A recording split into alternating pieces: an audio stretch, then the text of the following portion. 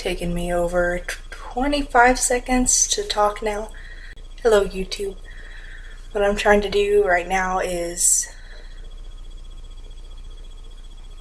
tell my story of how I was sexually assaulted, how I dealt with it, and how I feel about it now. I don't really know why I'm doing this. I've just been thinking about it for a while. I'm probably not gonna cry. I didn't cry when it was happening. Well, I cried after, but nevertheless, it happened back in January. My old roommate and I decided to go to the club. It was a little bit after her birthday. She had just turned 21, so we both wanted to go out together because we kind of split up on her birthday because we had different plans going on, but I agreed to be the DD because it was so close to, her birthday. We wanted to both go out, and I didn't mind not drinking. So we went to this local, I guess I'd call it a rocker bar. It's just kind of where people go to drink and listen to live bands and dance and meet other people and stuff like that. So we went there and we got her a couple drinks and we were dancing around. She has to go to the bathroom like every 10 seconds when she's drunk, so most of the time there was spent with her continually pissing. And we started getting hit on by a couple of guys. They were both in their mid-40s, which I personally don't mind. I kind of like older guys. But it was kind of to the point where they were like showing us pictures of their kids, and their kids were like 5 years younger than us. And that kind of started me off the I'm not interested thing. And then they were offering to take us out to eat at this local diner. And they were like, well, we know you girls look to eat. Look at y'all. And like, I know that I'm fat, but you don't need to like throw it out while you're trying to get in my pants.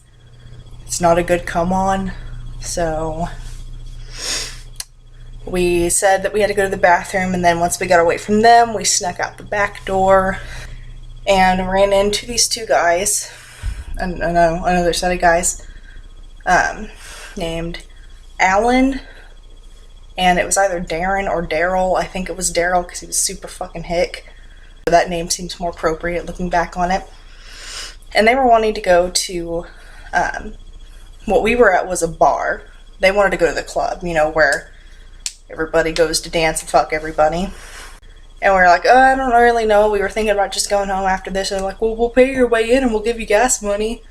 It seemed pretty obvious to just say yes, and then we went. And he did pay for our fares, and my roommate danced with Alan, and I danced with Daryl. They did buy me a drink. It was a Long Island iced tea. I drank it slowly through the next couple of hours, so I was not intoxicated in any way by the time we left. It came time to close, and my roommate was like, I'm thinking about fucking this guy, Alan, so he offered to take us back to his place with the plan of them hooking up, and she wanted me to come just to make sure that she was okay and that she was safe and blah blah blah. And he said that he had a TV there, so I was just like, whatever, I'll go. And then Daryl was gonna go too, so I figured like it would be okay with the two of us, with me and my roommate being there. The chances of something happening seemed really slim. Because I'd had a drink, they decided they wanted to take a cab home. They didn't want me to take the car to their place. So we went to their house, and they lit up a little bit of smoke.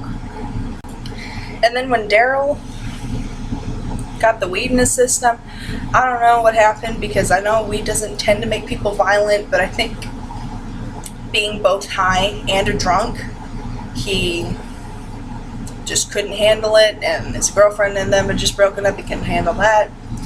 So he flipped out, like bad, like got violent. My roommate and I went into the closet and called 911 because the two guys started fighting and there was blood and blah blah blah. But at no point did Alan show any indication of himself being violent. It was mostly self-defense. I don't know why I'm defending him, with where the story's leading to. I don't know why I'm defending him, but anyway. So the cops came, but Daryl had already ran off, and Alan explained to them what happened and that he was gone now. And so the cops went away.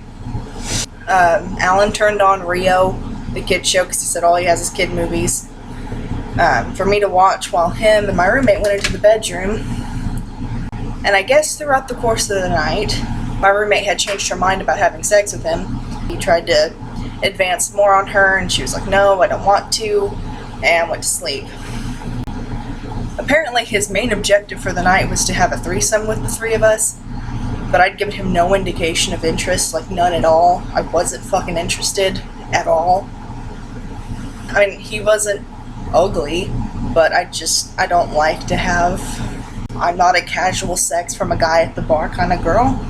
Nothing against people that are, but that's not my thing. So my roommate went to sleep, and he came out, and he was completely naked with an erection.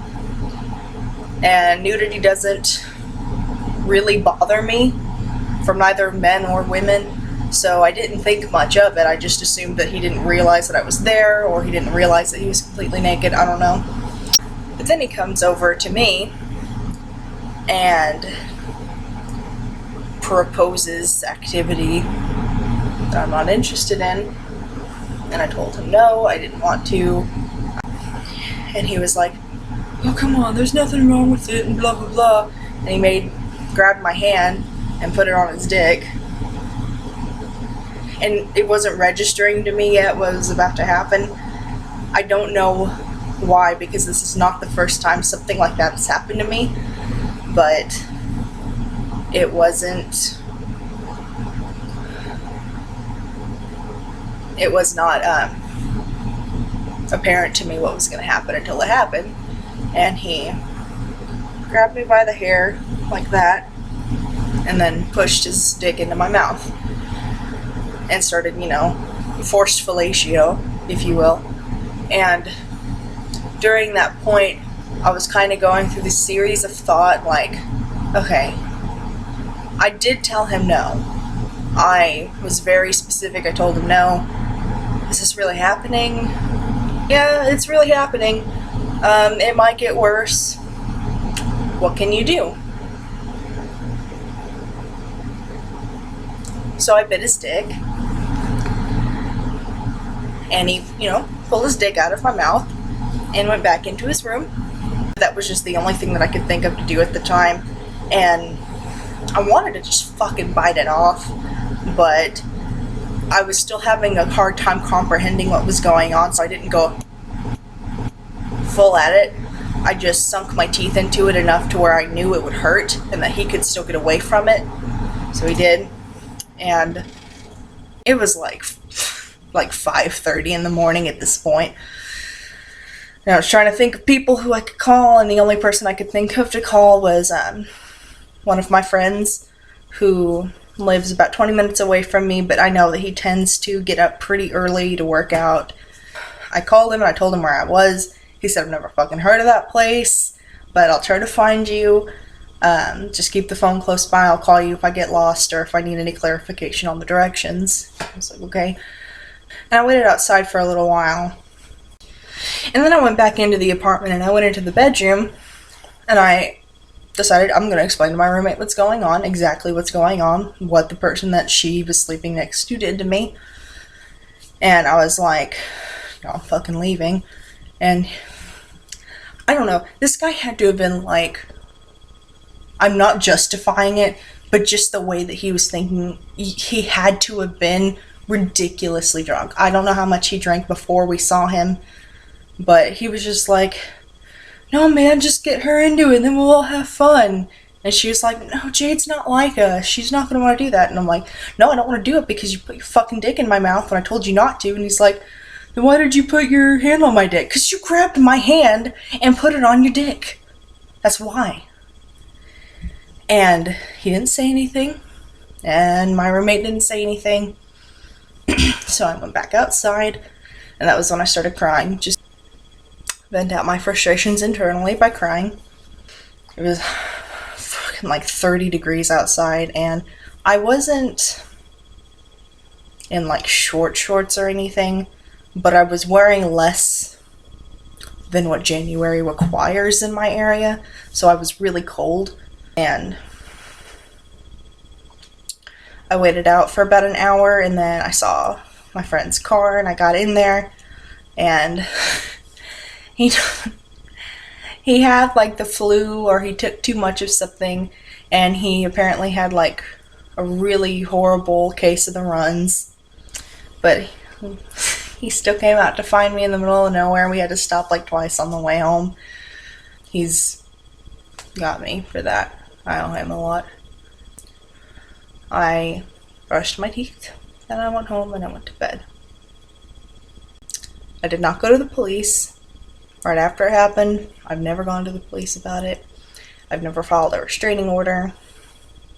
I don't think that there's anything that they could have done. Honestly, that's the only reason I didn't. And this comes from, I guess, a bad fucking self-esteem, or maybe really good logic, who knows. I live in an area that's predominantly sexist, racist, bigots, whatever. So I just think that they would have taken his word over mine, and I didn't want to deal with that. And I didn't want my family to find out, just because they're so, they are conservative to the point that I don't know if they would give me the response that I could handle. I don't know if at any point I would have gotten blamed for it by going out to the club, or you were stupid for going over to that guy's house. But anybody who's been in realistic situations knows that you don't think of all of the negative shit that could happen when you're making a decision, especially when you've been up really late. Like, I wasn't drunk, but I had been up all night dancing and partying and everything, so I didn't have the most sound judgment at the time. But that I shouldn't have to fucking justify it. I could have been like plastered as shit and been up for 45 hours wearing nothing, being completely butt-ass naked in his living room, and if I said no, that's fucking it. That's all. He should have just left at that point. So I don't need to continue justifying it. That I'm just explaining why I didn't want my family to know, especially if it didn't turn out the way I wanted it to. I have been in situations where people have used me in that way before. So, at a younger age. So I don't feel as traumatized by it, I guess. Like, obviously the first time something like this happens to you, it's severely emotionally scarring. It's left me with like huge amounts of trauma and mental issues and men issues. I don't like that. I don't want to think that every guy that's around is out to hurt me, but sometimes in situations, especially like, I don't like the word trigger, but there are triggering situations where they'll say or do something that reminds you of that moment, and then just don't want them fucking near me at all. So the first time is what's triggered most of that. This didn't do as much to me. You'd only have it done to you so many times before you build up a resistance to it, and my only thought is that had I reacted any different, it probably would have ended up a lot worse, and so I'm glad that I didn't have quick thinking, but I did. I knew what to do before it escalated into something more. This is something that's really hard for me, especially with sexual issues, because of the way that I was raised, where you don't talk about this stuff. Like, people in my old church had actually been raped, and the only reason that they ever confessed to being raped was because they got pregnant from the rape. It's so taboo. Even if you're the victim, you don't fucking talk about it. I feel not ashamed of it. I think I did the right thing, and I made the right reactions, and I don't blame myself for putting myself in that situation. I don't believe that there's any kind of situation where a woman asks for it, so I don't really deal with that type of guilt. I deal more with isolation. Like, I feel like the fact that this has happened to me, and that this has happened to me more than once, has taken me farther away from my family and from a lot of my friends who don't really understand this. I do have friends that have been victims of assault, and multiple cases of assault, stuff that I can't even fucking imagine. I know that my thoughts on sexual assault for my life personally may differ from the way people think of theirs, but I take every case individually. I don't think that everybody should react the way that I did, and I don't think anybody should respond to the after effects the way that I did. You should report it, but I think what a lot of people that haven't been sexual assaulted don't realize is how many excuses you put into your head not to, and they all seem so valid. And by the time you fight them off, the evidence is gone. It's too late. It's just too late. And that's a really harsh reality, but it's a fucking reality. Like, I can't go to the police station now and tell them that some guy put their dick in my mouth 5 months ago. That's not how it works. I would like to make more stories and experiences like this, at least about stuff that people often feel isolated with, because I know that's been my biggest negative repercussion from this event, is the feeling of isolation. I did set up an email before I made this video that if anybody watches this and wants to present a problem or just talk to me about something that's happened, then I can read it and respond to it. My video about suicide, people were responding in the comments and it was just too hard to keep up with. So I think doing it via email, I can utilize it properly. So if anybody has any video suggestions or anything that they want to talk to me about, then feel free to respond to that email. And now that I am in more of a stable environment now, I do want to continue talking about this type of stuff. So let me know what you guys think. And if you'd like to message me, then feel free to. I'm going to link the email down below. Thank you guys.